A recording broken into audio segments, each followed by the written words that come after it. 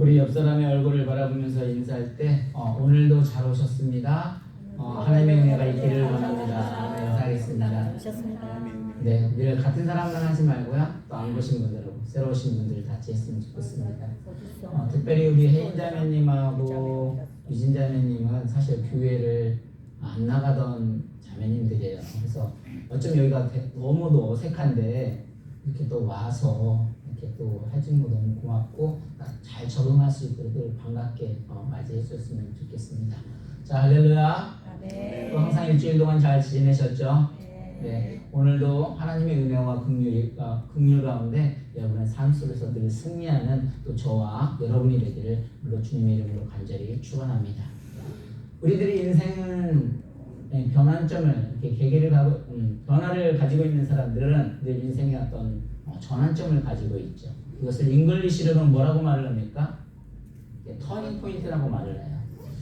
그래서 이 터닝 포인트 시점에서 내가 어떠한 생각을 하느냐, 어떠한 행동을 하느냐, 어떠한 결정을 하느냐는 매우 중요한 사안입니다. 가룟 유다 같은 경우는 터닝 포인트 시점에서 예수님을 팔아버렸습니다. 그러므로 말미암아 믿음의 자리에서 타락하게 되고 좋지 못한 결과를 얻게 되죠. 반면에 요셉 같은 경우는 어땠을까요? 보디발의 유혹이 다가왔을 때 그 유혹에 넘어가지 않고 또 도망감으로 말미암아 결과적으로는 어떻게 됐어요? 이제 나중에는 또 애굽의 총리가 되어지는 일들이 진행이 되어지게 됩니다. 그래서 좋은 선택을 지금으로 봐서는 좋은 선택이 어떤 건지는 알 수는 없어요. 그죠? 그러나 우리가 어떤 선택을 하느냐에 따라서 결과는 확연하게 달라지는 모습들을 보게 됩니다. 오늘 본문의 말씀은 이제 예레미야 30장부터 33장까지는 하나님이 주시는 위로의 말씀이기도 합니다. 그래서 이스라엘 백성들에게 자세하게 하나님이 어떻게 위로를 해주고 있는지 또 말을 하고 있는 내용인데, 우리가 어제도 히브리서 2장 1절에서 9절을 통해서 정말 하나님께서 우리를 어떻게 또 위로를 하시는지 자세하게 들었습니다. 근데 이 예레미야의 특징은 뭐냐면 이제 1절에도 보면 어떻게 시작하냐면 하나님의 말씀이니라로 시작을 해요. 그러니까 예레미야의 가장 큰 특징은 다름이 아니라 하나님이 말씀하신다는 것을 강조하고 있어요. 그러니까 우리가 오늘도 마찬가지예요. 이것을 하나님의 말씀으로 받아들이느냐 사람으로 받아들이느냐는 매우 중요한 결정의 요소가 될 수도 있어요. 쉽게 이야기하면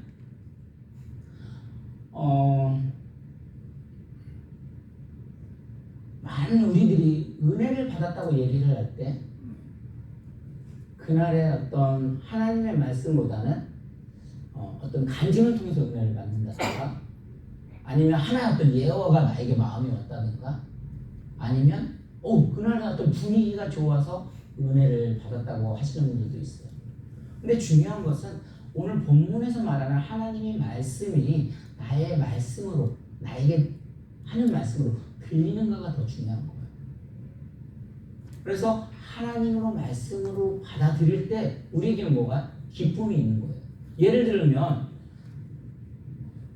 아버지가 우리 자녀에게 우리 다음 주에 월요일날 저녁에 식사를 할 거야. 그러면 순수한 아이들은 어떻게 해요? 그 말을 믿어요. 그래가지고 다음 주에 먹는데 오늘부터 기분이 좋은 거야. 다음 주 될 때까지 저녁을 먹을까? 그 확신을 가지고 있으니까 아버지가 사줄 거라고. 근데 아이들이 크고 순수하지 못하면 어떤 생각이 들어갈까요? 아버지가 돈이 없는데 저거 사줄 수 있을까? 그러니까 하나님의 말씀이 왜 중요하냐면 하나님의 말씀은 지금이 이루어지지 않았더라도 이루어질 걸 믿는 거예요. 그러니까 하나님의 구원의 역사는 이루어지지 않았다 할지라도 뭐예요? 이루어지는 걸 믿는 거예요. 아멘. 그게 하나님의 말씀이거든요. 그래서 진짜 크리스찬들은 하나님이 말씀하셨기 때문에 그 하나님의 말씀을 뭐예요? 믿는 거예요. 근데 세상 사람들은 왜 그래요? 나에게 지금 현재 주어지지 않으면 행복이 없는 거예요. 당장 이루어지지 않았으면. 근데 우리 크리스찬들은 믿음은 바라는 것들은 실상이라고 지금은 되어지지 않았지만 하나님의 말씀이기 때문에 그렇게 될 것을 믿기 때문에 우리는 그런 고통과 어려움 가운데서도 희망과 소망을 바라보고 나아갈 줄로 믿습니다. 오늘 15절을 먼저 한번 읽어볼까요? 예레미야 31장 15절. 제가 읽어드리겠습니다. 예레미야 31장 15절에 여호와께서 이같이 말씀하시니라. 라미에서 슬퍼하며 통곡하는 소리가 들리니 라헬이 그 자식 때문에 애곡하는 것이라. 그가 자식이 없어서 위로받기를 거절하는도다 라고 했어요. 근데 여기서 15절에서도 뭐라 했냐면 여호와께서 이와 같이 말씀하시니라 라고 했는데, 여러분 여기서 야곱이 나왔었는데 야곱은 누구예요? 라헬이 그 자식 때문에 애고가는 것이었는데 라헬의 남편이 원래 야곱이잖아요. 근데 이 야곱은 사실 12지파의 어떤 상징적으로 보면 대표적인 인물이에요. 다시 말하면 오늘날로 말하면 어떤 사람입니까? 한 국부 정도 되는 거예요. 국부가 뭔지는 아시죠? 그래서 열국의 아버지. 그러면은 그 야곱이 가장 사랑했던 사람은 누구예요? 라헬이었습니다. 라헬이 물론 둘째 그 베냐민을 낳다가 이미 죽었어요. 그런데 지금 뭐냐면 무덤에 일어나서 통곡을 한다고 말을 하고 있거든요. 다시 말해서 라헬은 야곱이 국부라면 가장 야곱이 사랑했던 사람이 4명 중에 아내가 있었는데 그 가장 사랑했던 사람이 라헬이라면 라헬은 뭐가 되겠어요? 국무가 되는 거죠. 그러니까 이 국무가 지금 일어나가지고 통곡할 정도라면 지금 뭐예요? 국가에 상당한 어려움과 아픔이 있다는 소리예요. 그래서 이 지금 어려움 가운데 있는데 이 어려움 속에서 이 웅변 지금 상황이 지금 이스라엘 상황이 그렇게 좋은 편은 아니에요. 이 웅변하면서 뭐라고 말을 하냐면 어머니가 무덤에서 일어나서 통곡한다고 하는 표현은 아주 정말 상당히 어려운 아픔이 있는 그런 극적인 표현을 하는 말들을 그렇게 하답니다. 그래서 배경을 보게 되면 원래 이 이스라엘이 남과 북으로 갈려지잖아요. 그래서 북쪽 이스라엘과 남쪽 유다 이스라엘 백성이 있었는데 이 북쪽 이스라엘은 아수르에 의해서 721년에 멸망을 당했어요. 그리고 지금 남쪽 이 유다 이스라엘 백성은 지금 아까 말한 이 국무가 일어나서 이럴 정도니까 국가가 상당히 어렵고 힘들고 하나의 위기가 온 그런 상황이라는 소리입니다. 그런데 이런 위기 가운데 지금 뭐냐면 이스라엘을 사랑하시는 그 하나님께서 이 상황에 개입을 하십니다. 다시 말해서 우리 어떤 위기 가운데 하나님이 개입하심을 통해서 전환점을 찾을 수 있는 거예요. 그래서 우리들의 삶 가운데도 마찬가지죠. 오늘날 보면 이 이민교회가 또 한국교회가 정말 어렵다고들 말을 해요. 왜냐하면 통계적으로 설문조사를 하니까 30%가 주일학교가 없다고 말합니다. 그리고 여러분들이 흔히 말하는 먹고 살기가 힘들다고 말을 해요. 그러다 보니까 이 어떤 기초적인 생활들이 안 되어지다 보니까 사실 육적인 삶뿐만이 아니라 뭐예요? 영적인 그런 삶까지 이게 피폐해질 수밖에 없는 상황이에요. 그래서 지난주에는 부자 이야기를 하면서 우리가 부자가 되어지면 영적인 것들을 소멸 된다고 말을 했지만 이런 삶적인 기본적인 삶 자체가 안 되면 영적인 것 자체를 생각할 겨를조차도 없이 너무 핍박해지고 있는 그런 상황으로 대단한 위기가 있었습니다. 그런데 이런 위기 가운데 하나님이 개입함을 통해서 어떻게 또 그 위기가 회복으로 전환이 되는지, 또 하나님이 이미 개입을 하신다는 소리는 무슨 소리예요? 그 이스라엘의 회복의 역사가 있다는 소리예요. 그래서 우리 삶 가운데 여러분이 또 이민 생활 가운데 아니면 나의 경쟁 가운데 아니면 나의 신분 가운데 어떤 위기가 있다면 어떻게 오늘 본문의 말씀을 통해서 우리가 어떻게 해 나가야 하는지 한번 보기를 원합니다. 그래서 먼저 그러면 18절을 먼저 한번 보겠습니다. 31장 18절이요. 있습니다. 시작. 에브라임이 스스로 탄식함을 내가 분명히 들었노니 주께서 나를 징벌하심에 멍에 익숙하지 못한 송아지 같은 내가 징벌을 받았나이다. 주는 나의 하나님 여호와시니 나를 이끌어 돌이키소서. 그리하시면 내가 돌아오겠나이다. 아멘. 그러니까 이 탄식의 소리는 지금 어떤 소리냐면 아까 육적인 어떤 이스라엘의 영적인 위기도 있지만 그러기 전에 뭐예요? 영적으로도 너무 지금 힘들어서 탄식하고 있는 거예요. 에브라임이라는 건 누구예요? 이스라엘 백성들을 말하는 거거든요. 에브라임이 스스로 탄식감을 들었다니 지금 탄식을 하는데 어느 정도냐면 너무도 힘들어가지고 내 영혼까지 지금 탈탈 털릴 정도로 하나님 앞에 호소를 하고 있어요. 그래서 지금 신음하고 있는 소리인데 여기도 지금 우리 전도사님이 아기를 데리고 있잖아요. 아기가 제가 그 아기가 뭐라고 하는지 알아들을까요? 못 들을까요? 저는 못 알아듣겠어요. 얘가 왜 그러지? 배고픈가? 근데 엄마는 어때요?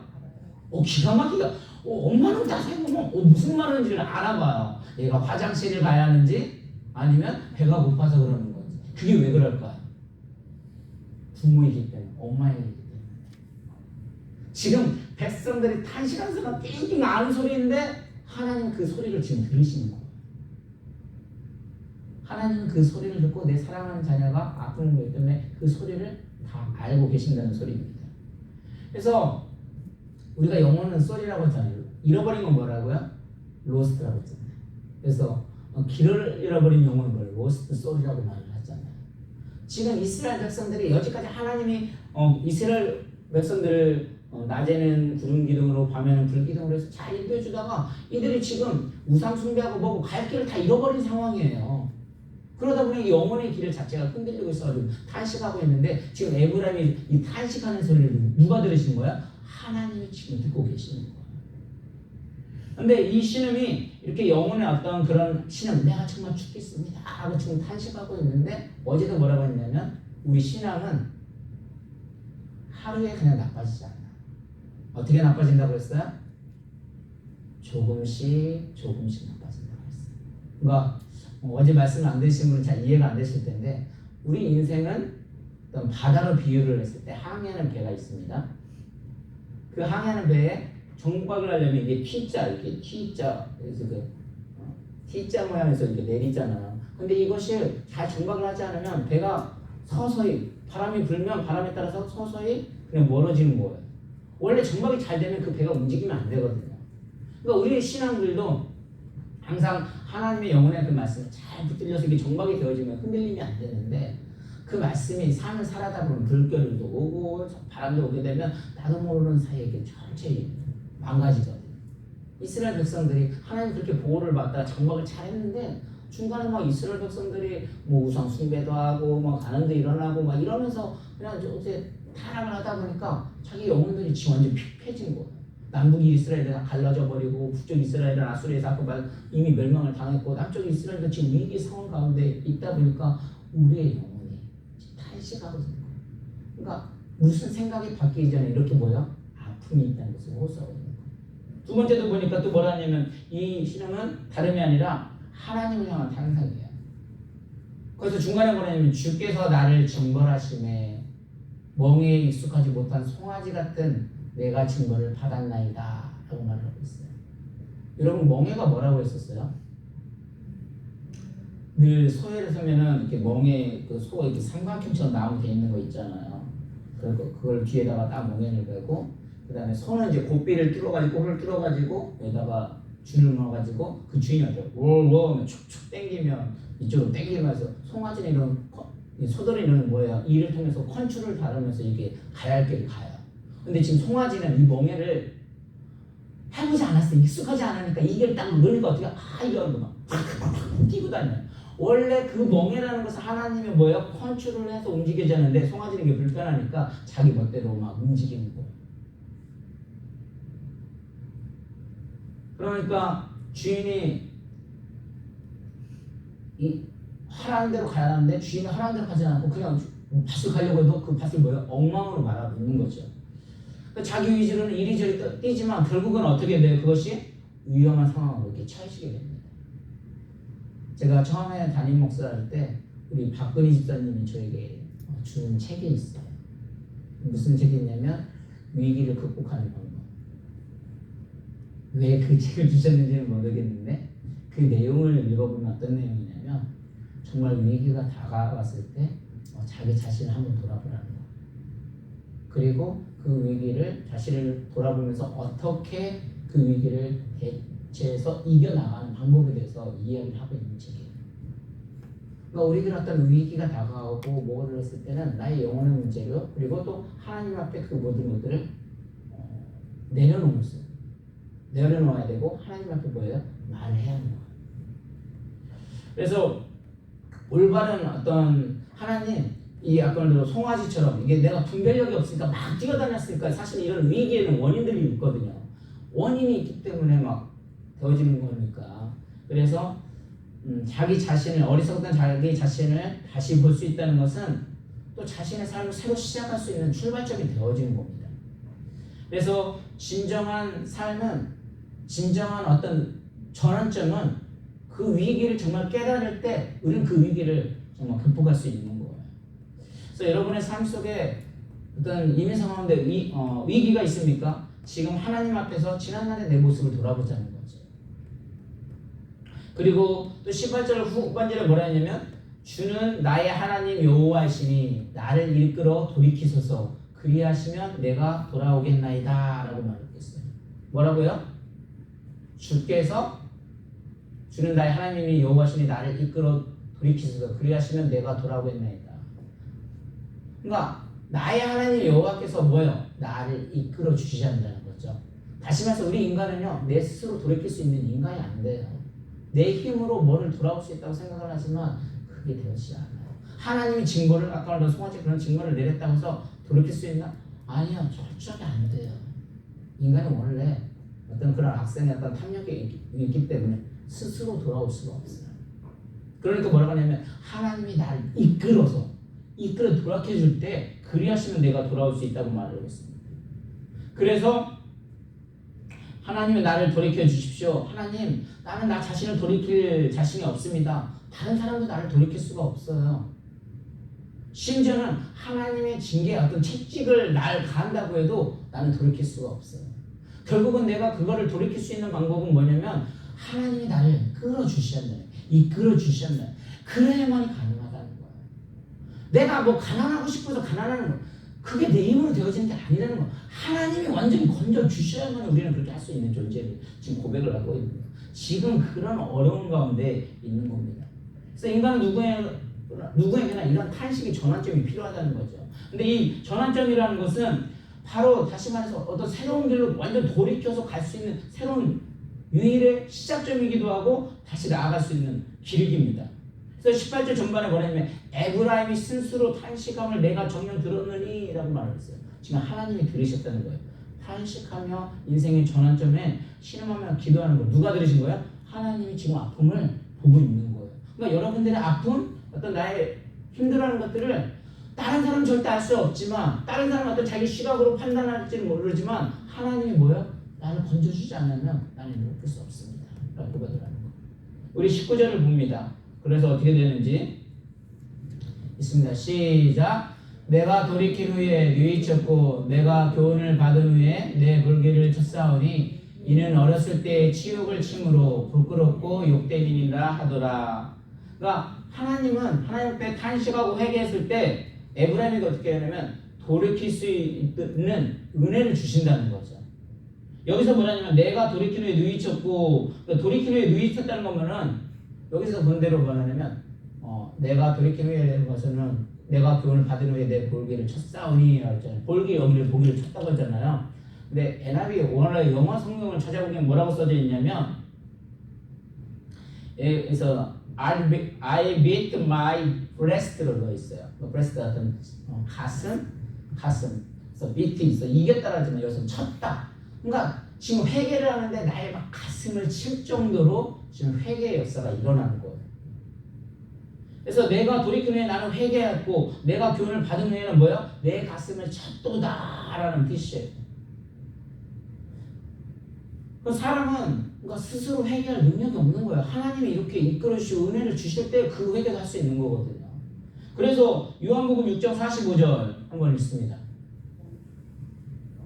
제가 안 보냈어요? 제가 오늘을 유전을 안 보냈나 봐요. 그래서 요한복음 6장 45절 뭐라 했냐면 선지자의 글에 그들이 다 하나님의 가르치심을 받으리라 기록되었은지 아버지께 듣고 배운 사람마다 다 내게로 오느니라. 무슨 소리야? 하나님의 말씀을 듣고 가르침이 있을 때 그게 뭐야? 우리는 하나님께 돌아올 수 있는 능력이 있다고 여기서도 말을 하고 있어요. 그러니까 내 스스로 뭔가를 해서 회개해서 들어올 수 있는 게 아니라 하나님의 말씀을 자꾸 들을 때 또 그렇게 가르침을 받을 때 우리는 해결할 수 있는 거예요. 그러니까 신앙은 어제도 말씀드렸지만 이렇게 서서히 가는데 나는 그거를 알지를 못해요. 왜냐면 겉으로 봤을 때는 그냥 별 차이가 없거든요. 요만큼씩 올라가다 보니까. 그런데 그렇게 조금씩 나가다 보니까 어디에 됐어요? 바다 한가운데 정말 찾지 못하는 그런 곳에 배가 떠내려가 있잖아요. 근데 하나님의 말씀에 정박으로 잘 되어져 있으면 거기서 바람이 올려도 다시 돌아올 수 있거든요. 밧줄이 이렇게 돼도 그거에 의해서 다시 올 수 있거든요.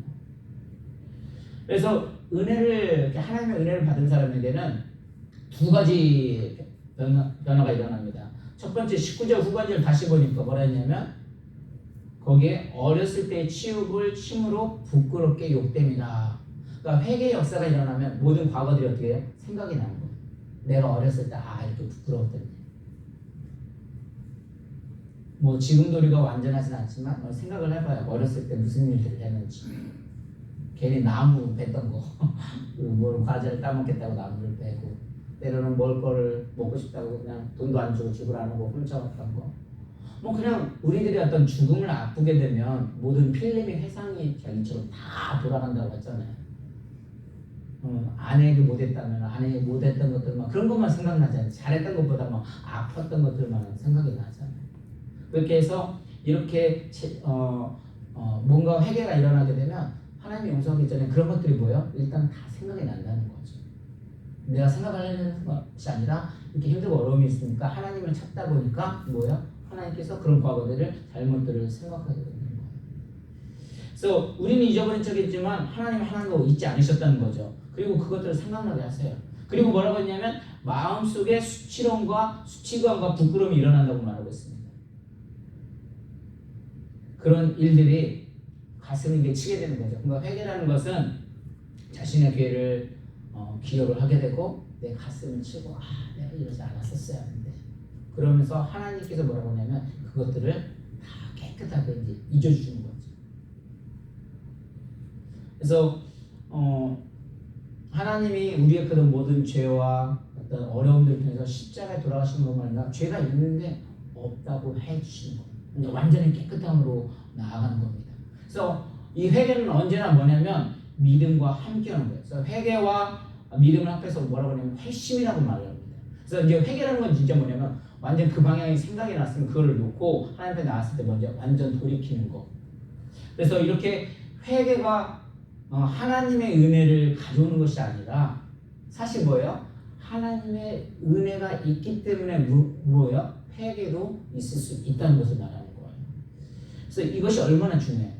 하나님이 우리를 돌이킬 수 있도록 하나님이 우리를 돌이키실 때 예수님이 나를 믿어지는 거예요. 내가 예수님을 믿으려고 하는 것이 아니라 정말 이렇게 되어지니까 뭐예요? 하나님이 예수님이 나의 구주님을 믿게 되는 겁니다. 그리고 마지막으로 20절 한번 보겠습니다. 읽습니다. 시작.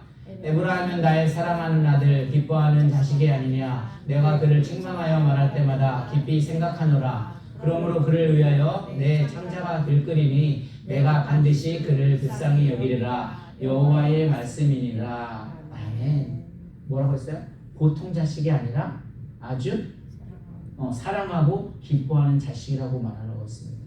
그러니까 내가 진실로 회개를 하면 또 예수님을 믿었다면 하나님이 기뻐하는 자녀라는 거죠. 그러니까 너무 중뜨지 말자는 거죠. 어제도 예수님의 그 인성을 통해서 그 예수님이 십자가에 못 박혀 들어갔을 때 얼마나 비참했어요. 때로는 많은 사람들은 그 비참함 때문에 예수님 믿는 사람 왜 저러냐 해서 어떤 주눅이 될 수 있다고 했는데 사실 그 예수님의 인성을 통해서 뭐라 했냐면 우리는 천사보다 뭐라 했어요? 더 귀한 존재라고 말했어요. 근데 모든 일들이 때로는 안 되지면 내가 정말 부족해서 이걸로 끝나는 것이 아니라 하나님의 자녀임을 확신을 갖게 되고 그 기쁨이 되어지면 그것들을 이겨낼 수 있는 힘을 갖는 것이 아니라 주신다는 겁니다.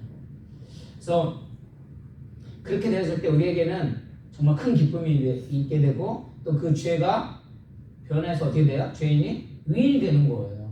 그리고 슬픔이 뭐예요? 변해서 기쁨이 되는 거예요. 그리고 탄식이 어떻게 되는 거예요? 찬양으로 변하는 겁니다. 그래서 말씀을 정리하면 우리가 세상을 살다 보면 위기를 다 만날 수 있어요. 저는 아까도 얘기했지만 우리 혜인이하고 유진이가 사실 교회도 한 번도 안 나온 친구들인데 이렇게 잘 따라오는 것도 저는 이게 하나의 인생의 큰 어떤 전환점이라고 보고 있어요. 근데 이것은 그들이 나오고 싶다고 나와줄 수 있는 것이 아니라 뭐예요? 하나님은 그만큼 또 그 마음을 허락하신 거거든요. 우리들을 통해서, 사람을 통해서. 그래서 이 얘기는 인생을 전환하는 하나님의 사인입니다. 우리가 어떤 교회가 어렵다고 말을 하지만 이 어렵다고만 생각하는 것이 아니라 이것이 하나님이 주시는 어떤 사인인 것을 나 자신을 돌아보라는 거예요. 그리고 하나님 앞에 무릎 꿇고 나아가고 하나님 앞에 나아가게 되면 하나님께서 그 시대의 마음에 물론 어려움이 없는 것은 아니지만 그 어려움이 있어도 뭐예요? 아까 말한 대로 하나님이 말씀하셨기 때문에 지금이 이루어지지 않았다고 해서 우리가 없어지는 것이 아니라 언제든간에 이루어지는 그 믿음의 확신을 가지고 우리는 기쁨으로 나아가면 그 고통 어려움이 아니라 그걸 뭐예요? 감당할 수 있는 힘을 주신다는 겁니다. 그래서 지금 삶의 모든 것이 제한되어 있고 갇혀있는 것 같고 또 고통스럽다 할지라도 우리는 그야말로 인생의 전환이 필요한 이 하나님의 어떤 그 만남을 통해서 하나님의 은혜를 만나면 회개가 일어나고 그 회개를 통해서 다시 한번 하나님의 자녀임을 어떤 자부심을 갖게 되면 그 어려움을 이겨낼 수 있다는 거예요. 그래서 하나님을 향해 돌아가십시오. 그리고 그분의 은혜를 통해서 하나님이 준비한 회복에 정말 하나님의 자녀의 자리로 돌아가기를 원합니다. 그래서 우리의 삶 가운데 늘 힘들고 어려움이 있다더라도 하나님의 위로와 격려를 통해서 또 나의 시각으로 모든 것들을 안 되는 걸 갖다 판단하는 것이 아니라 하나님의 말씀에 정박을해서 다시 한번 돌아오고 또 하나님의 자녀로 승리하는 또 저와 여러분이 되기를 오늘도 주님의 이름으로 간절히 축원합니다. 우리 이 시간 함께 기도하겠습니다.